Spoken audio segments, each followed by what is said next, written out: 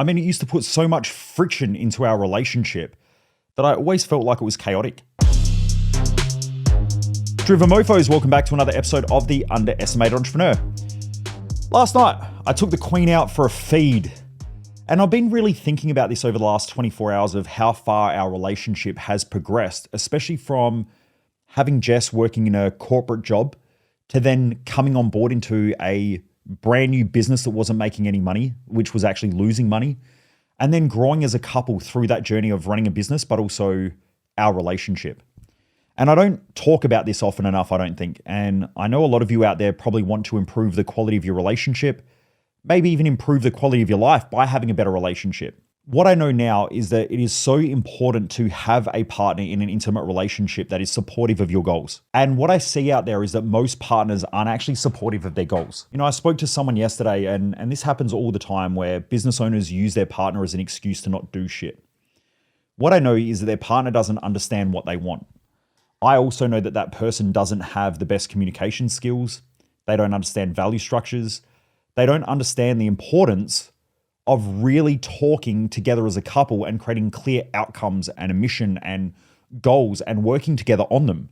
Versus most couples, from what I've seen, use statements. So they'll state, I want this. This is what I want. I can't believe that you don't give me this. You should change this.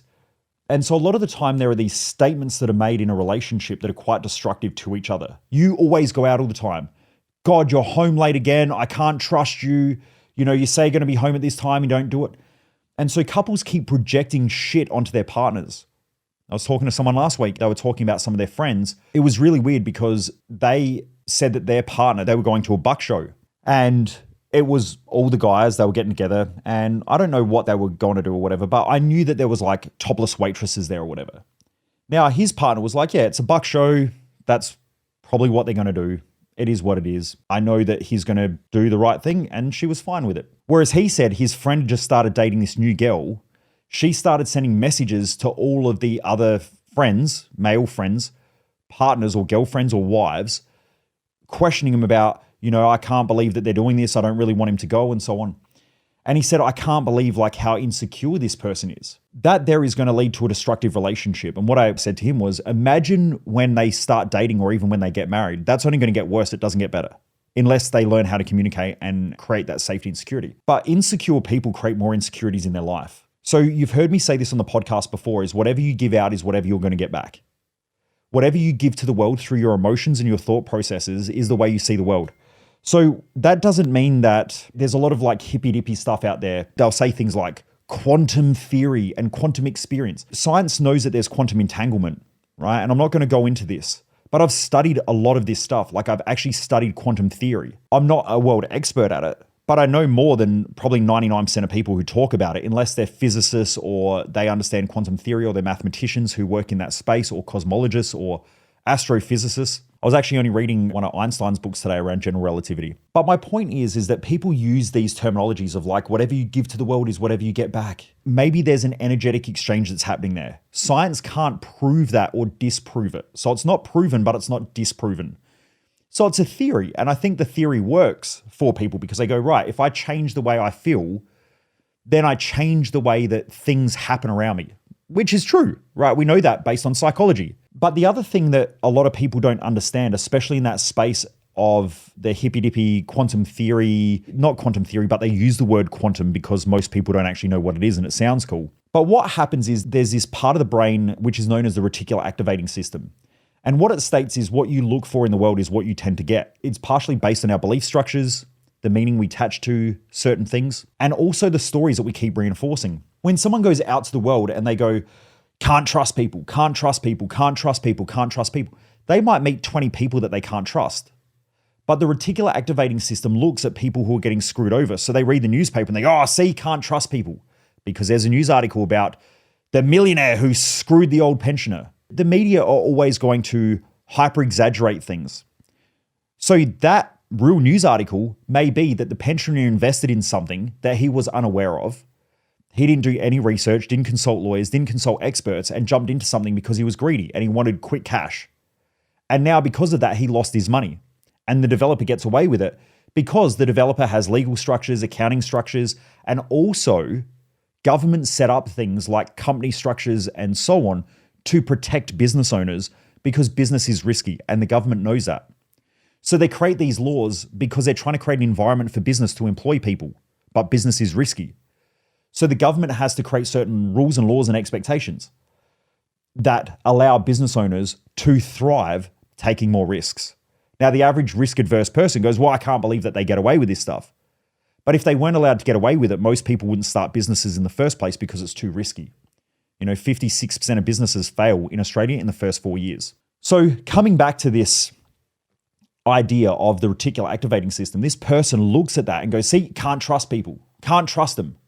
But they may have had 10 people throughout the day who have looked after them. They've got staff who help them, but they just keep reinforcing in their mind that they can't trust people, and they find all these reasons to back up that truth.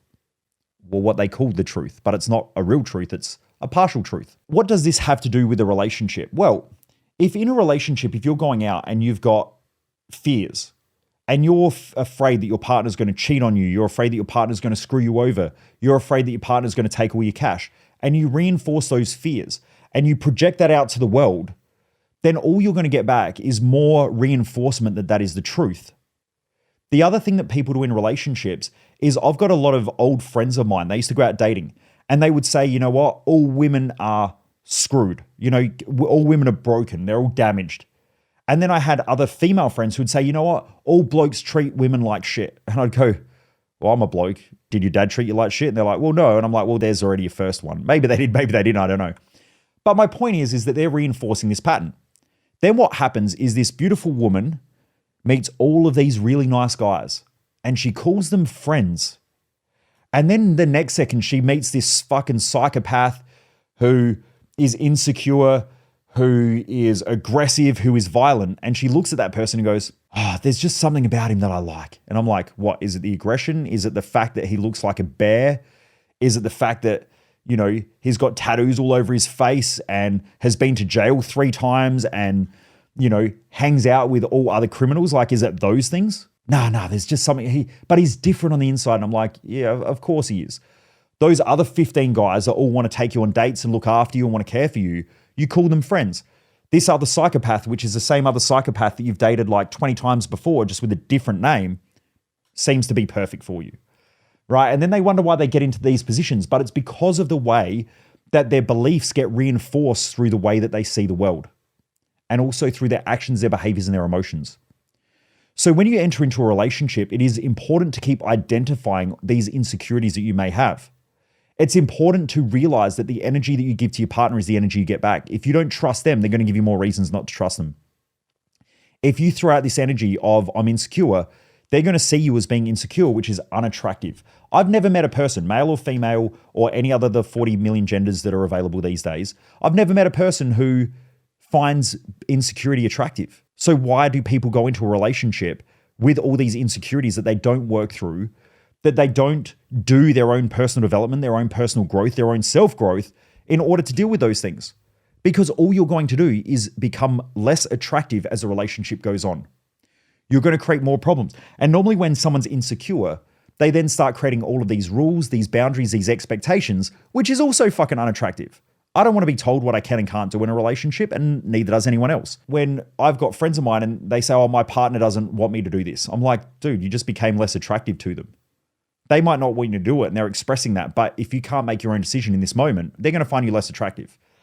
And most dudes who act like bitches in relationships and let their wife or girlfriend or whatever tell them what to do all the time, I guarantee they become less attractive to their partner. Normally what their partner's saying is, if a partner says, oh, I don't like the fact that you're going to the strippers, or I don't like the fact that you're hanging out with those guys, they're just saying, I'm feeling insecure. If you acknowledge that and say, hey, honey, I understand how you feel. I know in the past they may have given you reasons to feel a certain way, but you please understand, like, you're my girl. That makes them feel safe. So they're not asking for you to solve that problem. They're just asking you to validate and understand how they feel. That's all that it is. But guys take it the wrong way, and then they end up more pathetic, and then they wonder why their wives leave. 70% of all divorces are initiated by a woman.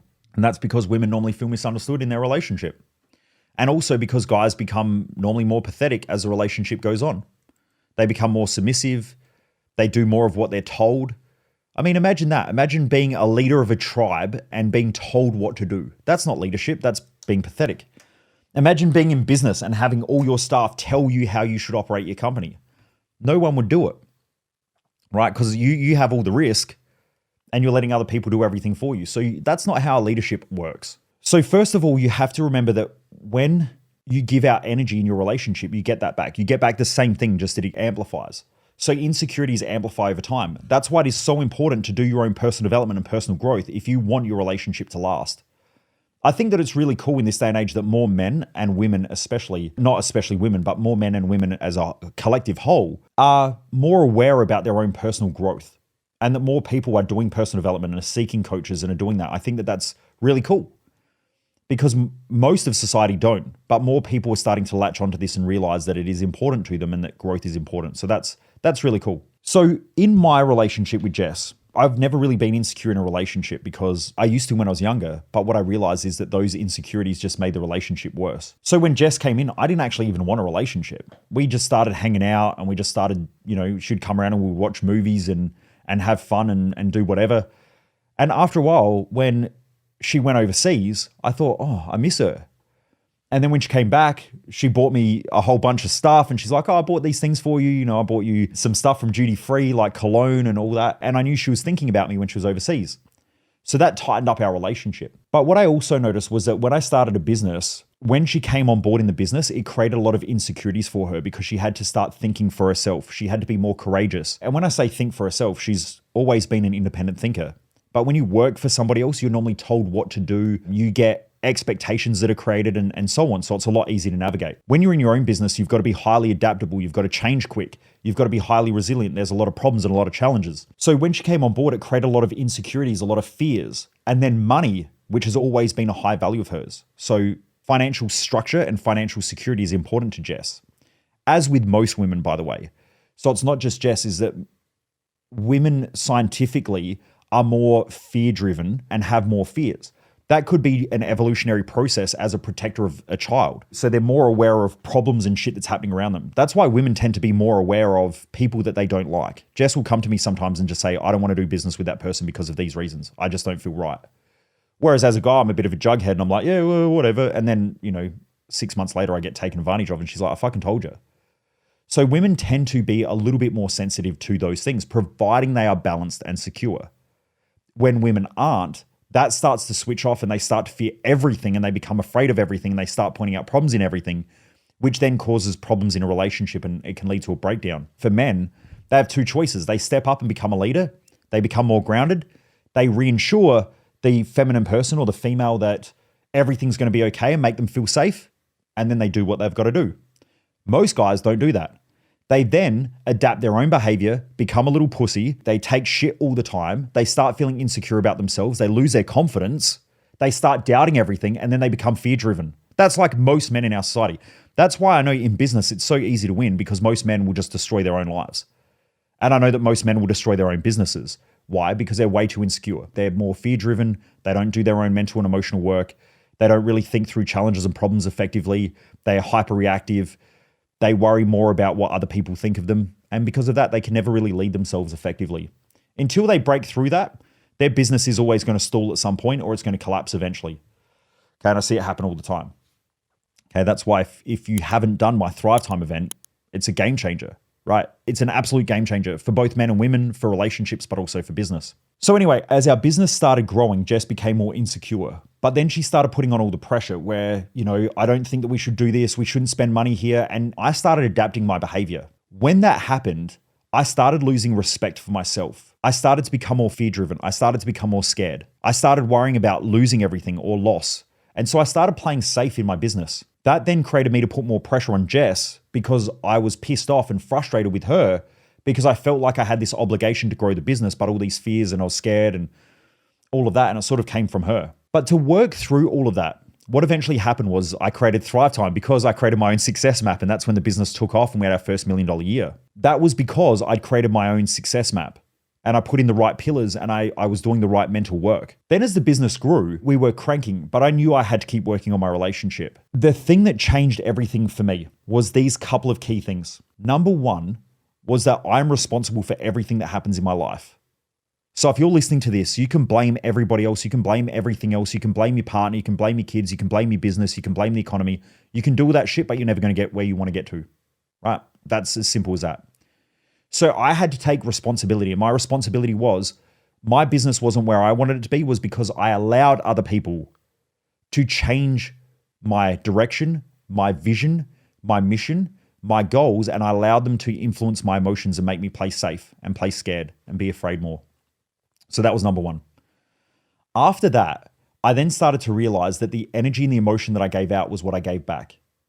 And just like everything, when you invest in something, you put time and effort and energy in before you get a return. This is why most people never get rich, because most people want immediate gratification. They're like, yeah, but I worked today, so give me some money. I need to be paid this week. I did a good job today, so give me some money. I did well today, that's why I need a beer. Okay, I did well this week, that's why I'm going to eat junk food. Most people are in immediate gratification. An investment, if you're investing in your body, you put in the effort and the energy now for a greater future reward. If you invest financially in a business, you invest now for a greater future reward. You don't expect immediate gratification. That's what has to change. In your relationship, if you want a better relationship, you invest in it now for greater future return. So I realized that my relationship was not going to change with Jess unless I started investing in her and investing in our relationship. So I started to learn how to communicate more effectively with her, which is what I teach at my events. I teach about how you communicate through your value structure, through your mission, how you understand your partner's mission and vision and values. Because unless you do that, you don't actually know what really drives them. What will normally drive most people is their emotions. Now, when emotions are high, intelligence is low. So when people are emotionally driven, they're not mission driven, they're not vision driven, they're not values driven, they're driven by how they feel. And most people are driven by how they feel, which is why they don't get the results that they want. So what does that mean? Well, I had to start investing in Jess and not do it from a place of emotion, but from a place of logic. And logically, I knew that Jess wanted a greater life. So I had to sit down with her and say, right, what do you want in our relationship? What do you want in life? And so we started sitting down and we created a vision for our future. And I asked her real proper questions. Most people don't do this in their relationship. Do you know the amount of men who are small business owners who come and say, my wife or my girlfriend wants money. They like money. They like that we've got a nice house. They like all the shit and they want the Range Rover lifestyle. But they don't want me to work after hours. They want me to work 9 to 5 because all of their friends' partners all work 9 to 5 jobs. Yet they don't have a Range Rover lifestyle. They have an average person's life or a below average person's life. So they expect me to give them a Range Rover life by committing the same amount of time as all their friends or their parents that they saw growing up. They want me to be home at 5 o'clock and eat dinner with the family and sit down and watch TV and we all talk about whatever and then we go do shit on the weekends. So they want me to do that and be that father to my kids. They want me to be that parent. They want me to be that husband. But at the same time, they want me to run a business that is financially sustainable, where we can go on holidays and we can all fly business class. You know, both parents, the 3 kids, we've got this beautiful house, nice cars. She wants that, but doesn't want me to work after hours. And so she starts giving me shit. This is how I knew that I had to sit down with Jess and come up with our future. And so I sat down with Jess and I said, look, what are your expectations? What are your standards? Remember my framework that I created. I created this.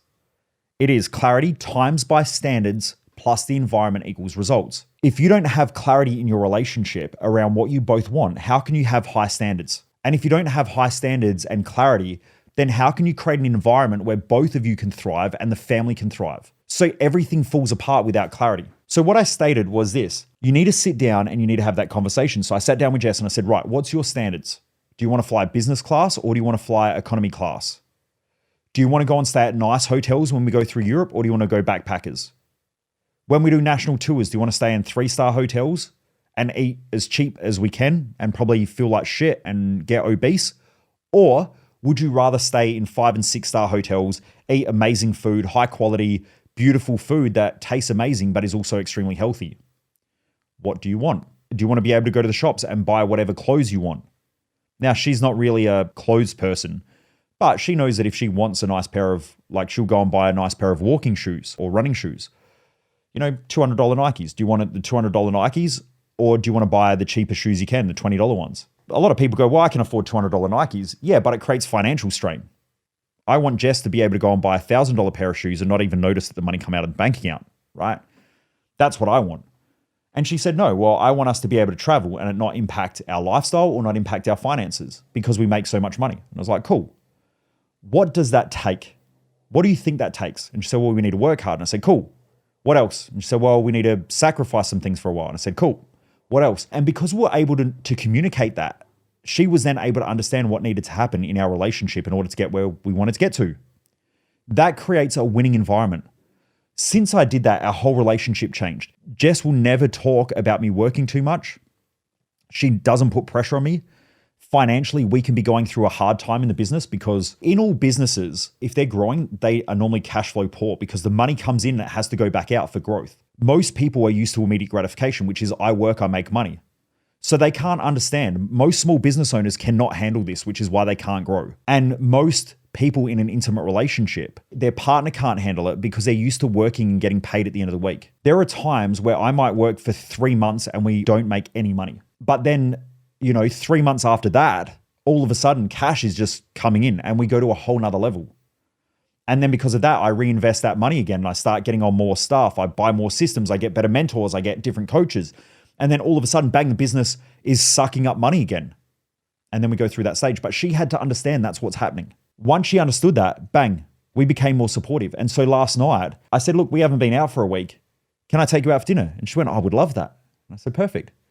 Where would you like to go? And she said, oh, there's this amazing, it's called Carnivore. They do steaks and it's like a barbecue and grill. And so we went out for dinner. She loved it. And even this morning, she came up, she gave me a big hug and she's like, I really enjoyed last night. That's because you have common objectives, common goals. You know how to communicate with each other. And also you manage what you give out to the other person. I used to be highly critical of Jess. I would criticize her because there would be things around the house that she wouldn't do. And I'd go, oh, well, you said you were going to do this and you never did it. That does not help her, right? It didn't help her. It just made her get pissed off. She goes, yeah, but remember when you did this? That's how most couples communicate. That doesn't work. So now we speak differently. We communicate differently. We communicate through our values. We communicate through our mission. We communicate through common objectives. And because of that, the relationship is way tighter. So I hope that this helps any of you out there who are in an intimate relationship and want your intimate relationship to work more effectively. If you haven't come and done my Thrive Time event yet, personally, I would recommend you do it. I guarantee it will change the way you operate in your relationship and it will change your life and it will change your success. It will change your results. I wouldn't recommend to go and put pressure on your partner if they're not ready for it. But if your partner's ready for it, we get a lot of couples who come.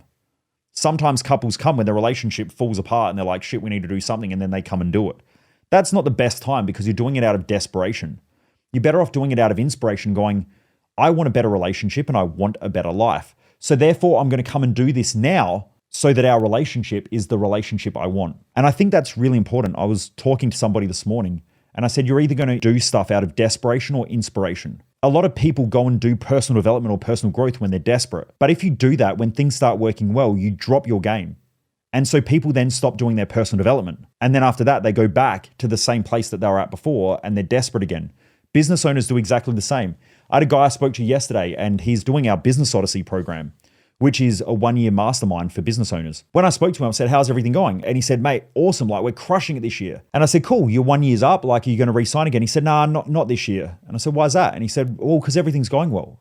And I said, bro, that's the dumbest fucking thing I've ever heard. Everything's going well because you're doing it. Why would you not keep going when everything's going well? He essentially doubled his business. Well, actually over that, right? He grew by 200 or 300%. So he went from just over $1 million in revenue to $3 million in 12 months or 3.2 or something. Why would you stop? When something works, why would you stop? Why would you fuck it up? Most people fuck up everything in their lives because when good shit starts happening, they change. They stop doing the thing that works. People go to the gym, they do 12-week programs, they monitor their diet, everything's going great. And then all of a sudden they get to 12 weeks and they're like, cool, I'm going to change. I'm going to go back and start eating shit food again. I'm not going to go to the gym. And then they get fat again and they're like, yeah, it didn't work. No, you stopped working. You took something that was working and you fucked it. Don't do that. Okay. So please start making decisions out of inspiration, not desperation, because desperate people always live in desperation. Inspired people live with inspiration and they do things because they just want to keep growing. Anyway, Driven Mofos, I hope that helps. Have a great day. Keep kicking ass. And if you haven't had that conversation yet with your partner, make sure that you do. Sit down and create common objectives, work together on things. And if you want to know each other's values, your mission, you want to get clear on your goals, and you want to create your own individual success map, or even you and your partner come to the event and create your success map together, then make sure you grab your ticket to my Thrive Time event. You can go to my website, which is michaelmojo.com. Go check it out. Have a great day. Keep kicking ass. And I look forward to seeing you back here on the next episode of The Underestimated Entrepreneur. Stay driven, mofos. Most people waste their life, and I just don't want you to be one of them.